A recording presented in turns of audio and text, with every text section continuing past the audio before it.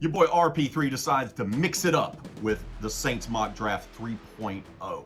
I get aggressive like Mickey Loomis does on draft day when you can't wait to trade up, and that's exactly what I did. Instead of staying pat and just letting the picks fall to me, I trade up with the Jacksonville Jaguars. It cost me a third-round pick. We swapped sevens, so I can go from 29 all the way up to 24, and with the 24th overall pick, I take Isaiah Foskey, the pass rusher, edge rusher out of Notre Dame, 6'5", 264 pounds.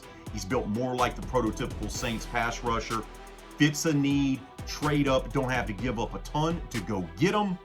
Boom, pass rusher taken care of. Then I get a trade proposed to me a little bit later on in the second round. Saints have pick number 40. I didn't have to give up that to trade up in the first round, so I keep it. Yeah, smart decision by your boy, because the Green Bay Packers come a-calling. They want to trade up from 45 to 40 and throw in a fourth-round pick to make it happen. I take them on their offer.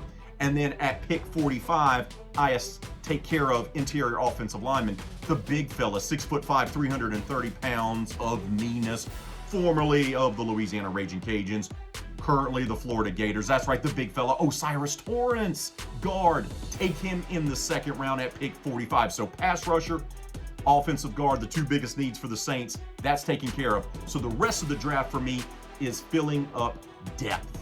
Taking guys on potential, adding roster depth. That's the mindset. Don't have a third round pick, so I have back-to-back picks in the fourth round, 115, 116. At 115, I take Zach Evans, running back out of Ole Miss, 5'11", 200 pounds. I like how he runs. I like how he's built. Right after that, I take safety Jair Brown out of Penn State, 5'11", 203. Once again, you don't know what you're going to get with Marcus May. You could use some depth there at safety. You could use some depth at running back. You take care of that back-to-back picks. I then pick in the fifth round, 146. I go wide receiver, Michael Wilson, Stanford. Hey, he's smart. He went to Stanford.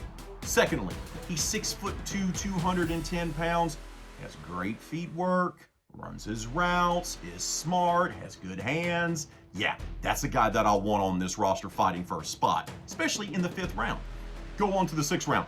Once again, this is all about depth. D tackle slash DN slash linebacker, however you want to establish him. Jalen Redmond, he's 6'4", 233 pounds. Depending on what defense you utilize him, he's more than likely probably like a weak side linebacker for the Saints.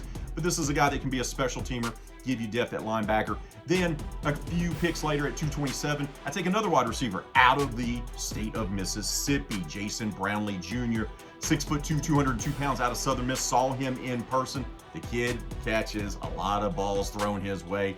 Can't have enough of those guys on the roster. And then my final pick, once again, in the seventh round, 257, Cam Brown out of Ohio State, cornerback. Why?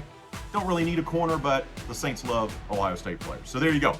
The big, bald, and beautiful one gets a little bold with the draft strategy this time around, trading up and then trading back down.